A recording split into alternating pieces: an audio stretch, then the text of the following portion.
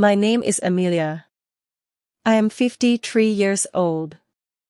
Many years ago, I worked for a very rich family. Their house was big and full of beautiful things, many rooms, large gardens, and soft chairs. I cleaned the house, washed the floors, and helped in the kitchen every day. Darren was the father, Elizabeth the mother, and Roger was their little boy. I liked my job, and I felt happy there. I thought I would stay for many years. The family owned many expensive things, gold lamps, silver plates, and old paintings. Elizabeth had many rings, necklaces, and watches. She especially loved one gold watch. She wore it every day and kept it close. I knew it was very important to her, so I was always careful when I cleaned her room. One morning, everything changed. Elizabeth could not find her gold watch. She looked in her room, but it wasn't there. She searched the kitchen and the garden. She asked Darren and Roger if they had seen it. Then she asked me. I said I had not seen it. She looked at me for a long time, and I felt cold inside. That afternoon, things got worse. Darren called me to the living room. Elizabeth stood next to him, and Roger hid behind her. Darren spoke with a hard voice. He said they still couldn't find the watch. He said they had trusted me, but now they were not sure.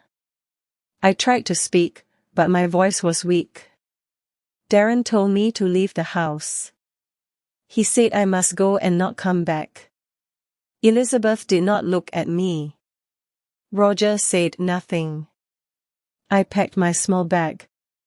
My hands were shaking. I wanted to cry, but I didn't. I walked out of the big house and sat outside on the street with my bag. I didn't know where to go. I felt small and lonely.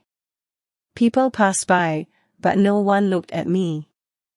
I thought about the house, the garden, and little Roger. I thought about the happy days I had lost. As I sat there, I wondered why they believed I took the watch. I had always been kind and honest. I cleaned their house like it was my own. I loved working there, but now they thought I was a thief. I closed my eyes and wished the day would end. I stayed on the street for a long time, feeling cold and tired. The day passed slowly, and the sun went down. I thought about where I could sleep that night. I had no home and no family in the city. My bag was small and light. It only had a few clothes and some coins. I got up and began to walk, but my legs felt heavy and weak. I found a small bench near a park. It wasn't soft, but it was a place to sit. I closed my eyes and tried to sleep, but my mind was full of sad thoughts. I miss my little room in the big house. I miss hearing Roger laugh in the morning. The next day, I woke up early. My back hurt from sleeping on the bench. My clothes were dirty, and my hair was messy. I walked to a small cafe and used the last coins I had to buy a piece of bread. The woman at the counter looked at me with cold eyes. I sat near the window and ate slowly. Later, I went to the market to look for work. I asked many people if they needed help. Some said no, and some didn't even answer me. A man selling apples told me to move away. I tried to stay strong, but my heart was breaking. I wanted to cry, but I held the tears inside. I walked all day but found no work. That evening, I sat again near the park. I thought about my life before. I thought about Elizabeth and Darren. I thought about Roger's small hands when he gave me flowers. I wondered if they missed me at all. Maybe they had forgotten me quickly. Maybe they were happy now without me. Suddenly, I heard a voice calling my name. I looked up and saw a woman running toward me. It was Elizabeth. Her face was red, and she wore a long coat. In her hand, she held something small and shiny. My heart began to beat fast. I stood up, but I didn't know what to say. Why was she here? What did she want from me now? Elizabeth came close and held out her hand. In it was the gold watch. It had not been lost. It had never been stolen. She looked at me with tears in her eyes and said they had found the watch. It had fallen behind a big chair in the living room. They only discovered it when they moved the furniture to clean. She said she was very sorry for everything. Her face was full of sadness. I looked at the watch, then at Elizabeth. I felt happy that I was not a thief, but I also felt sad for all the pain. I felt angry that they did not trust me. I wanted to scream, but I said nothing. Elizabeth asked me to come back to work. She said they missed me. She said Roger cried for me every night. But I said nothing. I did not take her hand. I did not move. I looked at Elizabeth standing there with the watch in her hand. I thought about the cold words they had said to me. I thought about the long night I spent on the bench. I thought about how they did not believe me when I told the truth. I wanted to forgive her, but it was not easy. Elizabeth spoke again. She said Darren felt very bad too. She said Roger asked for me every morning. She told me they wanted me back at the house. She said I would have my room, my bed, and my work again. She promised they would never doubt me again. I listened to her words, but I stayed still. I was not sure if I could trust them again. Trust is easy to break and hard to fix. It is hard to go back to a place where your heart was broken. Elizabeth put the watch into her pocket and wiped her eyes. She said she understood if I could not forgive them. She said she just wanted me to know the truth. Her voice was soft and full of tears. I could see she really felt sorry, but I still felt cold inside. I thought about finding a new place where people would trust me. Sometimes, it is better to move forward than to go back. Elizabeth waited for me to say something.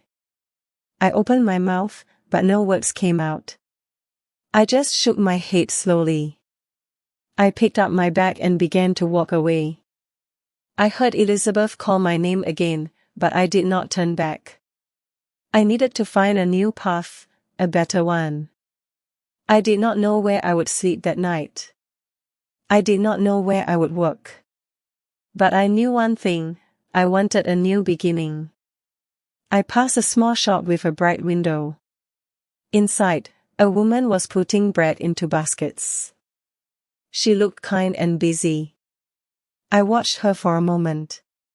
Perhaps I could find work there. Maybe this was a sign. I opened the door to the small shop. The woman behind the counter looked up and smiled at me. Her smile was kind and soft. I walked slowly to the counter and said hello. I asked if she needed any help. I told her I could clean, carry baskets, and help with customers. The woman's name was Sophia. She said she owned the bakery with her husband, Andrew. She looked at my tired face and dirty clothes for a moment. She said nothing. I waited and hoped. Then she said I could help clean the bakery in the mornings. She told me it wouldn't be much money, but I could also have food and a place to sleep. My eyes filled with tears, but I quickly looked down and said, "Thank you." Sophia showed me a small room behind the bakery. It had a little bed, a table, and a small window. It wasn't big or beautiful like my old room, but it was warm and safe.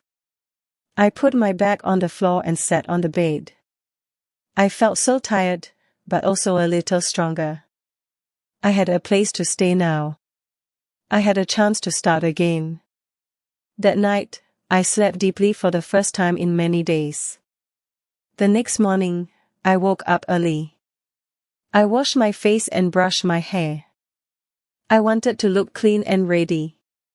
I swept the floor, cleaned the tables, and washed the windows. Sophia smiled when she saw my work. She said I was fast and careful. Her husband, Andrew, also smiled and gave me a fresh piece of bread. I felt happy again. I was not a lost girl anymore. Sophia and Andrew never spoke to me with cold voices. They trusted me. One evening, after a long day of work, Sophia sat with me. She asked me about my past. I told her a little about the rich family, the lost watch, and how they sent me away. She listened carefully and said that sometimes people make mistakes. She said that good people can be hurt by the mistakes of others. I felt a little better when I heard her words. I began to smile more.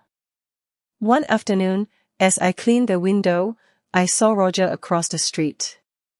He held his mother's hand tightly.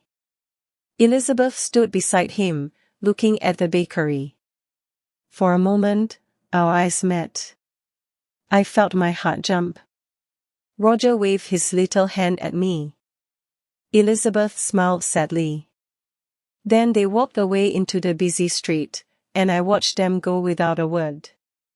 I stood by the window for a long time. I thought about running after them. I thought about calling their names, but I did nothing.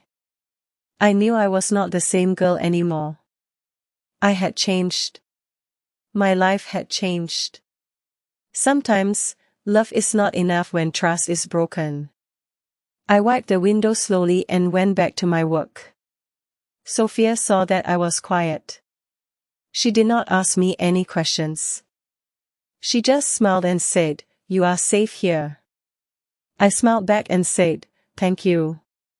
I knew that not everyone needed to know my past.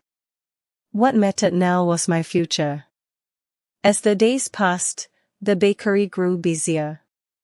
One evening, Andrew came to me with a small envelope. Inside was my first week's salary. I held the money in my hand and felt happy. It was not much, but it was mine. I had earned it with my own work. I decided to save it carefully. I dreamed of one day renting my own little room, maybe even starting my own bakery. Even though my heart still had some old scars, I felt strong. I had gone through pain and built a new life for myself. One sunny afternoon, as I arranged flowers in the shop, I saw a letter on the table. It had my name on it. I opened it with shaking hands.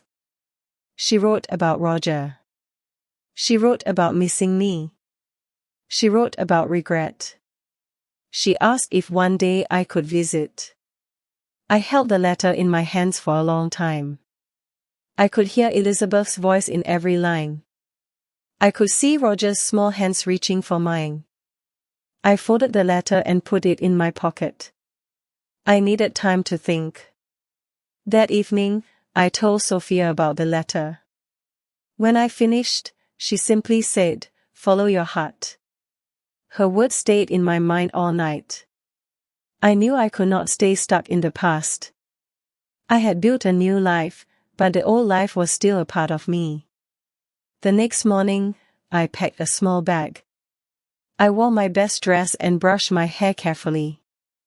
I told Sophia and Andrew that I would be gone for a day. They smiled and wished me luck. I began to walk. My heart was beating fast. When I reached the big house, I stood outside the gate for a long time. Then I rang the bell and waited. Elizabeth opened the door. She moved aside to let me in without saying anything. Roger ran to me and hugged me tightly. My eyes filled with tears. Elizabeth watched us with wet eyes too. She said she was sorry, again and again. She said she never should have doubted me. I listened quietly. Forgiveness is not easy, but it is possible when hearts are open. We sat in the garden and drank tea. Roger showed me his toys and told me about school. Elizabeth asked about my life in the bakery. I told them about Sophia and Andrew, and the kindness I had found there. It felt strange, but good, to sit there again. When the sun began to set, I stood up to leave. Elizabeth asked if I wanted to stay for dinner, but I said no. I needed to return to my new home. I hugged Roger and kissed his forehead. I shook Elizabeth's hand and smiled. I felt no anger, no sadness, only peace. I thought about the lost watch, the lost trust, and the lost home.